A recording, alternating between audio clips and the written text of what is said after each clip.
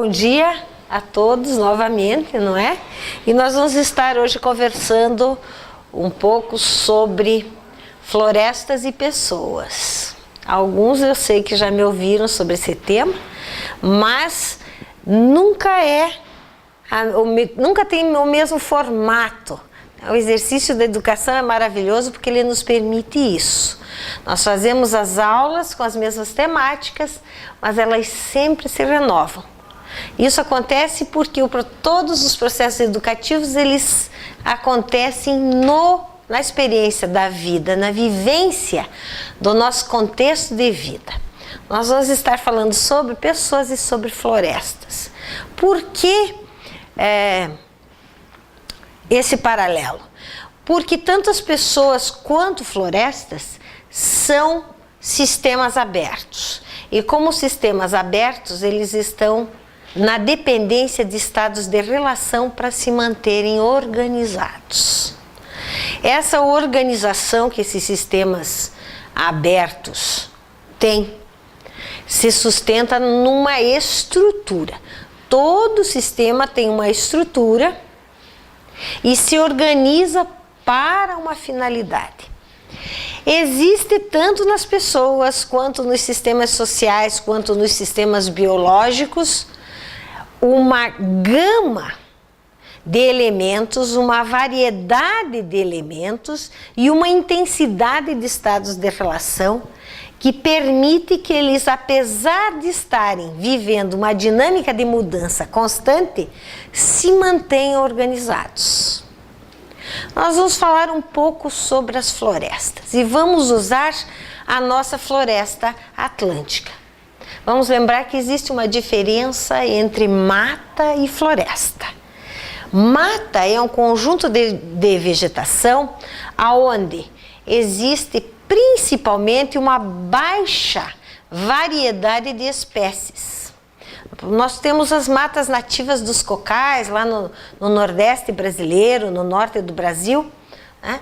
São fundamentalmente florestas, áreas extensas de vegetação formadas por palmeiras. Né? Algumas espécies apenas de palmeiras. As matas plantadas, que são as antigas áreas de reflorestamento que nós chamávamos, elas também são áreas de vegetação formadas por uma diversidade baixa de espécies. Uma, duas, no máximo 3 espécies convivendo. As florestas não. As florestas elas se caracterizam basicamente pela diversidade da qual elas são compostas. O enorme número de variedades de espécies de plantas, de animais, de condições físicas que se entrelaçam para dar sustentabilidade a esse conjunto de vegetação.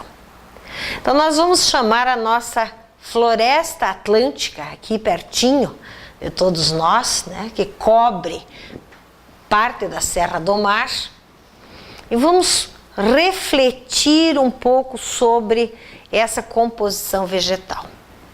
Vamos usar de um recurso fabuloso que nós pessoas temos, que é a nossa capacidade de imaginar. De usar o pensamento como instrumento para trazer para o momento uma situação que não é presente. Bem, vamos imaginar a floresta atlântica. Vamos pensar na Serra do Mar, composta por uma condição total de solo, de clima, e esse clima compondo temperatura, quantidade de chuva, tipo de composição de vento, né? Favorecendo a implantação, o surgimento aí de um conjunto de vegetais. Esses vegetais que são desde aqueles musgos, aquele material fofinho, verdinho, que a gente usava hoje não usa-se mais, mas usávamos para fazer o forro lá na casa da nossa avó, dos presépios de Natal, né? E esse musgo são plantas pequenas, cobrindo o solo e mantendo todo um conjunto de umidade necessária para que plantas maiores vão ali se implantando. Vamos imaginar essa floresta como se ela tivesse camadas. Nessas camadas nós vamos ter plantas rasteiras, entre elas os musgos, mantendo todo um conjunto de umidade e de manutenção de solo.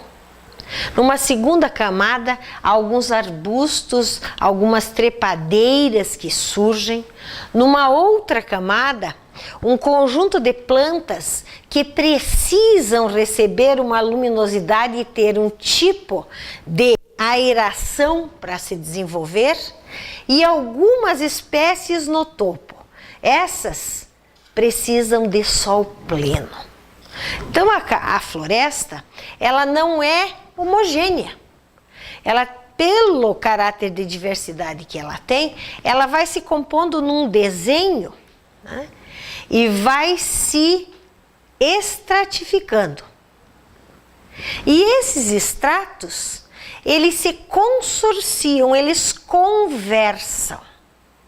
As espécies presentes ali, elas têm algo em comum que faz com que elas componham aquele grupo de vegetação.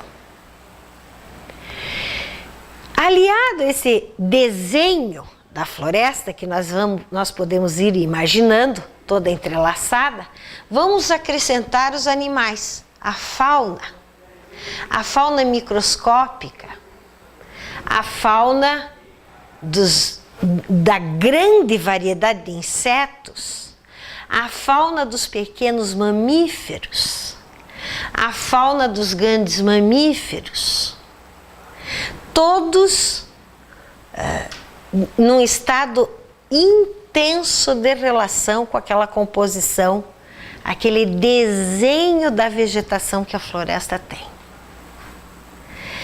Esse estado de relação não é de dependência, é de interdependência mútua. A floresta, ela vai frutificar o ano inteiro, sustentando todo esse conjunto de fauna que convive com ela. Por outro lado, todo esse conjunto de fauna vai estar, pelos processos biológicos, interferindo nos processos de manutenção da própria floresta. É o passarinho que se alimenta do fruto, voa, defeca a semente.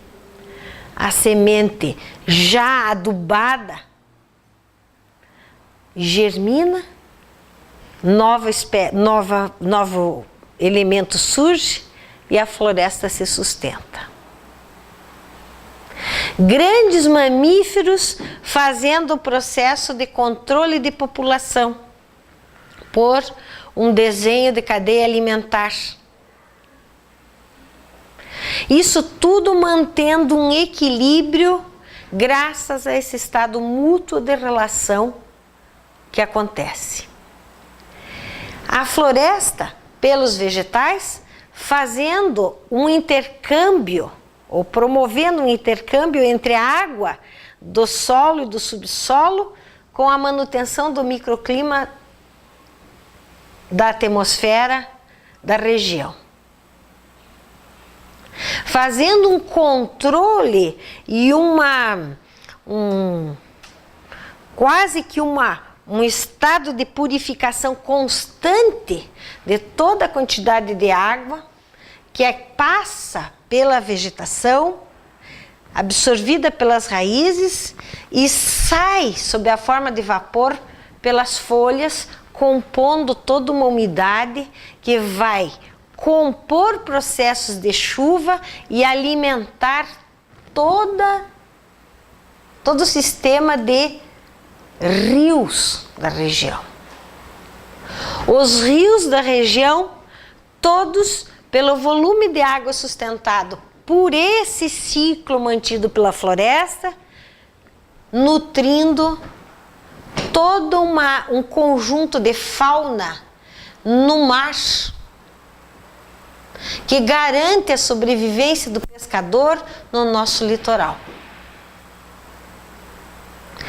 Todo esse processo de umidade que a floresta gera, interferindo na qualidade e na manutenção da vida do conjunto de ilhas do nosso litoral. Todo esse conjunto de relação, de manutenção da floresta, de umidificação da atmosfera, de manutenção do solo, garantindo que os nossos mananciais que suprem a nossa necessidade de água, tanto aqui na capital quanto nas cidades litorâneas, aconteça. Mas a gente vai ali para a praia e desce pela estrada, ou pela Estrada da Graciosa, acha tudo muito bonito, colorido, e na maioria das vezes não pensa sobre esses processos de interação e interrelação. Não considera nem o significado desse nosso caminhar pela estrada no meio desse conjunto complexo de relações e o significado que isso tem na interferência desses processos. Só nos assustamos quando a televisão nos aponta. Choveu, desmoronou, derrubou casas, morreram pessoas. Mas nós temos dificuldade para nos antecipar a essas situações. Bem, as florestas são sistemas abertos complexos. Abertos por quê? Eles estão constantemente sofrendo, num estado de relação, um dinamismo nos seus processos de sustentabilidade. Complexos por quê? Porque são compostos por uma variedade muito significativa, muito grande de elementos que se interrelacionam intensamente. E agora nós vamos falar sobre as pessoas. As pessoas são sistemas complexos e abertos, como as florestas. São compostas numa unidade física, portanto biológica, dentro de um contexto de corporeidade, mas são psicológicas, pensam, refletem, sonham, amam, se decepcionam, porque além de pensar, sentem. E ao pensar e sentir, agem. Né? Então, esses sistemas da floresta e da pessoa são muito próximos. Tem desenhos muito comuns. E ambos, para se manterem sustentáveis, precisam se manter em estado de relação. Bem, nós pessoas nascemos, segundo um autor, que é o Charlot, condenados a aprender. É pelo aprender que nós vamos estar tendo condições de manter, de dar sustentabilidade a esses estados de relação para os quais nós viemos. Nós nascemos numa condição, na condição humana. E esse mesmo autor diz que nós nascemos na condição humana para nos tornar. Se tornar o quê? Nos tornar nós mesmos cada vez mais singulares, mais diferenciados a partir daquilo que aprendemos ou que possamos vir a aprender. Por isso hoje nós nos predispusemos a vir falar sobre a aprendizagem. Ela é que faz, que permite a nós todos, nessa condição momentânea em que nós vivemos, a possibilidade de um processo de transformação. Assim como a floresta permanentemente se mantém a partir de um processo de transformação contínua, uma transformação que muda a floresta em estrutura, mas não muda a sua capacidade de manter-se organizada, nós pessoas nos alteramos pelo conhecimento, mas nos mantemos organizados, nos tornando constantemente, nos adaptando a novos processos e, portanto, evoluindo. Bem, esse processo de transformação, eu gostaria de fazer alguns comentários. Se nós formos buscar significados para essa palavra, vamos buscar significado no prefixo já, trans. Né? O caráter de movimento vinculado a esse prefixo das palavras, que começam com essa composição trans, é inegável. Trânsito, transmutação, transferência, transporte. Eu posso portar um objeto, mas eu vou transportar esse objeto quando eu der a ele um estado de movimento. Então, sempre que as palavras comportarem o prefixo trans, elas nos induzem a significar a ideia de movimento. A transformação só pode acontecer no movimento. Conhecimento tem que estar vinculado obrigatoriamente a exercício de movimento. A mobile ou amóbil, o conhecimento é um elemento móvel. Ele deve dar movimento. Assim como o estado de relação dá movimento aos processos de transformação lá na floresta, o conhecimento deve desencadear processos de movimento na pessoa. Bem, forma. A forma se vincula e traduz e mostra e aponta uma estrutura. Se você observa que a sua cintura está um tanto quanto roliça, portanto, uma forma arredondada, ela está comunicando a você que existe uma estrutura que se mostra dessa maneira. Mas essa estrutura, ela é mais profunda na pessoa.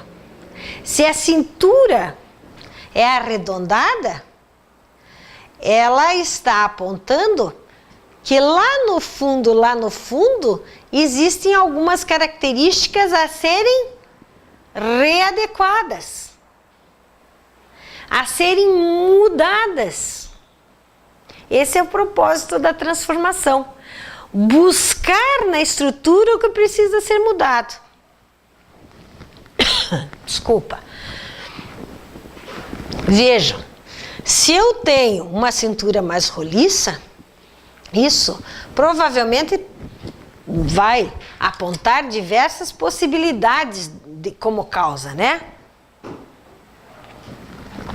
Pode ser genético, pode ser um desvio da alimentação, falta de exercício. Segundo o endócrino que eu consultei, por esse motivo, ele disse: sabe, dona Denise, eu vou ser bem sincero para a senhora. No fundo, é sem vergonhice. E eu disse: ó, eu prefiro que o senhor diga que é falta de autoconhecimento. Ele disse: é isso mesmo. Porque no fundo de um roliço sempre tem um indisciplinado. Então, quando nós falamos em transformação, nós estamos pensando, ou devemos pensar, que a busca da transformação deve acontecer no sentido de mudar a forma que está comunicando uma estrutura. E eu então cheguei à conclusão que esse médico tem uma razão profunda. Eu sou uma indisciplinada. E é aí nessa estrutura que eu tenho que, pelo viés da educação, corrigir. E eu só vou corrigir pelo fazer, pela ação. Então essa palavra transformação é fabulosa. E todos nós, educadores, deveríamos estar permanentemente buscando refletir sobre ela. O que significa fazer processos transformacionais? Significa fazer móvel no sentido de provocar processos de mudança da estrutura. Infelizmente, nós temos, pelos modelos mentais, e daí derivando os modelos, os procedimentos metodológicos, avaliativos, dos processos educativos, nós temos fugido dessa responsabilidade e nos dedicado permanentemente aos processos reprodutivos. Então, o conhecimento, de novo, reproduzindo, eu, educador, reforçando isso, quando desde o planejamento imponho processos, oponho objetivos e oponho conteúdos que são meus, e esqueço que é no estado de relação com o outro que acontecerão as transformações e a sustentabilidade dos processos.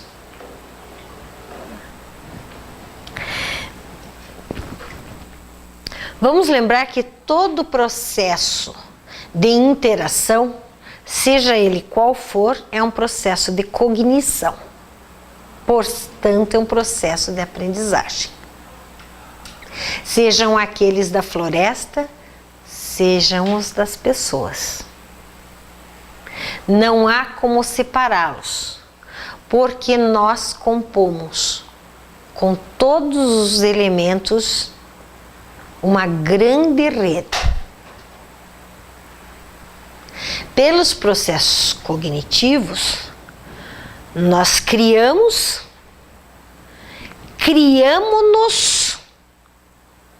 e interferimos nos demais processos. Sempre que a gente compreende, a gente se compreende, porque a gente se torna. E ao nos tornar, nós transbordamos e pela rede atingimos todo o conjunto do universo cósmico ao qual nós pertencemos.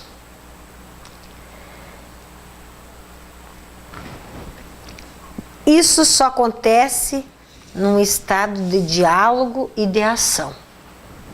Eu só consigo fazer esse processo de transformação num estado permanente e de consciência, portanto, me sentindo pertencer ao exercício da ação. Vamos lembrar que todo conhecimento se faz no pensamento. Todo o mundo que significa no pensamento. É no pensamento que eu concebo, que eu percebo, que eu compreendo e que eu me sinto pertencer. Talvez, se nós tivéssemos hoje que destacar de todos os fazeres na área educativa, a mais urgente seria no sentido da reorganização da nossa experiência de pensar. Nós temos ouvido insistentemente que a escola deve ensinar a pensar e não o que pensar. Seria urgente, é urgente que possamos aplicar a nossa capacidade maior, que é a de refletir, que é a de pensar como pensamos, como aprendemos e como conhecemos em relação a essa colocação.